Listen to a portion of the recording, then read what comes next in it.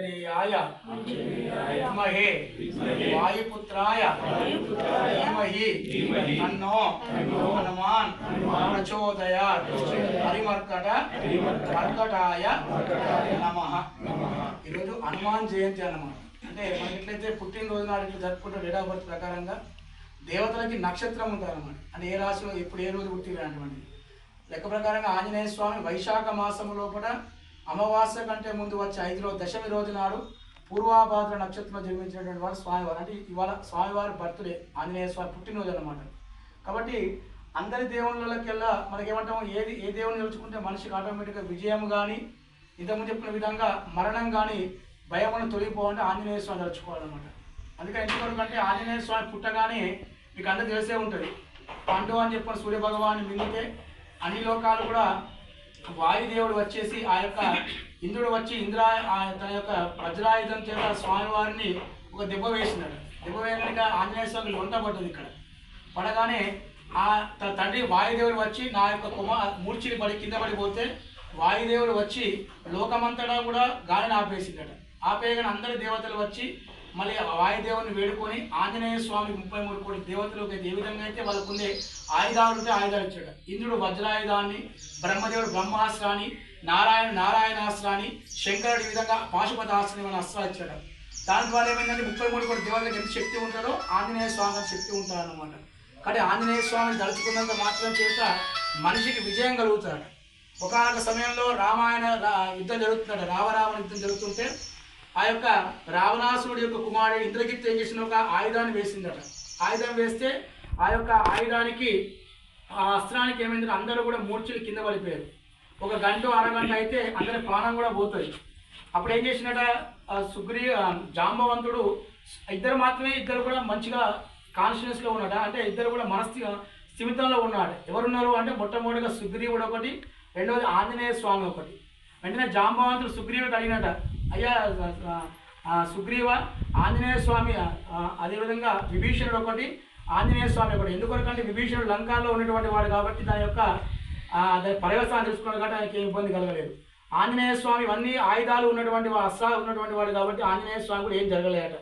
జాంబవంతుడు ఏమన్నాడట, అయ్యా విభీషణ, ఆంజనేయ స్వామి కుశలంగా ఉన్నాడు ఇంటట। ఈయన కొత్తగా అడుగుతున్న చేసే యుద్ధం చేసే రాముడు కదా, రాముడు బాగుంటే రాజు బాగుంటే అందరూ సైన్యం అంతా బాగుంటుంది కదా, ఇట్లది కడుతూ తాత నీకైనా బుద్ధి మందగించిందా, రాముడు మంచిగుండా లక్ష్మణుడు మంచిగా అడగాలి కానీ ఆంజనేయ స్వామి కుశలం అడుగుతున్నాం అంటే, ఒక ఆంజనేయ స్వామి బాగుంటే ఎంతమంది కింద పడిపోయినా వాళ్ళందరూ రక్షిస్తారు, ఒక ఆంజనేయ స్వామి కింద పడితే ఎవరున్నా బతుకున్నా లాభం లేదన్నమాట। ఎందుకొరకయ్యా అంటే ఆంజనేయ స్వామి ఒక వాయు వేగంలో, అందుకని ఏమంటాం మనోజవం మారుతుల్య వేగం, మనస్సు ఎంత వేగంగా పోతుంది, కళ్ళు మూసుకొని మనస్సు అమెరికా అంటే అమెరికా పోతుంది, ఆస్ట్రేలియా అంటే ఆస్ట్రేలియా పోతుంది, స్వర్గలోకం పోతుంది। ఎందుకు ఫాస్ట్గా పోయిందో మనస్సు ఎంత వేగంగా అయితే ముందుకు పోతుందో ఆంజనేయ స్వామి అంత వేగంగా పోతాడట। మనోజవాలకు వెళ్ళి సంజీవని యొక్క దానికి సంబంధించిన మందు తెచ్చి అందరూ రక్షించిందట। కానీ ఆంజనేయ స్వామి ఎక్కడున్నా కానీ ఉన్నటువంటి వాళ్ళ మరణం లేకుండా విజయం పొందుతాడన్నమాట। ఒకనొక సమయంలో లంకకు పోయినట, ఎవరయ్యా నువ్వు అంటే మనం ఏం చెప్పుకుంటాం, మనం గొప్ప చెప్పుకుంటాం, నేను ఇది అని గొప్ప చెప్పుకుంటాం।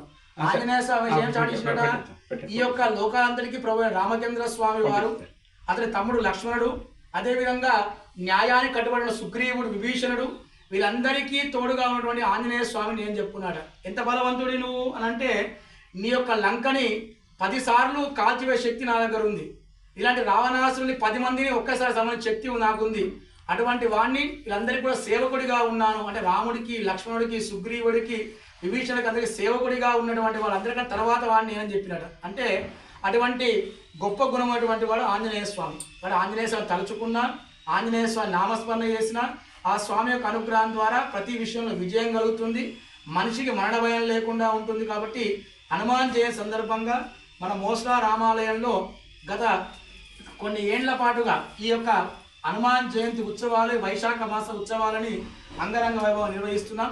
ఆ యొక్క ఆంజనేయ స్వామి అనుగ్రహం ద్వారా మళ్ళీ కరోనా అటువంటి వస్తున్నారు కాబట్టి అటువంటి రోగ బాధలు లేకుండా మనుషులకు ఆయురారోగ్యాలు ఉండాలని చెప్పి, ఎటువంటి దుష్టగ్రహాలు లేకుండా, అదేవిధంగా శత్రుదేశం నుంచి యుద్ధంలో ఉన్నటువంటి ప్రతి విషయంలో కూడా విజయం పొందాలని సింధూరం అని సింధూర్ అని పేరు పెట్టారు। సింధూర్ అంటే మనం ఆంజనేయ స్వామి బట్టి సింధూరం పెట్టినాం అంటే ఆంజనేయ స్వామి సింధూరం ధరిస్తేనే విజయం పొందుతుంది। అటువంటి ఆంజనేయ స్వామి యొక్క అనుగ్రహం ద్వారా భారతదేశము అన్ని రంగాల్లో ముందుకు వెళ్ళాలని, అన్ని విషయాల్లో కూడా భారతదేశంలో ప్రతి ఒక్క పౌరుడు అందరూ కూడా మంచి ఆయురారోగ్యాలతో ఉండాలని చెప్పని హనుమాన్ జయంతి యొక్క ఉత్సవాలు నిర్వహించుకుంటున్నాం. జై బోలో హనుమానికి.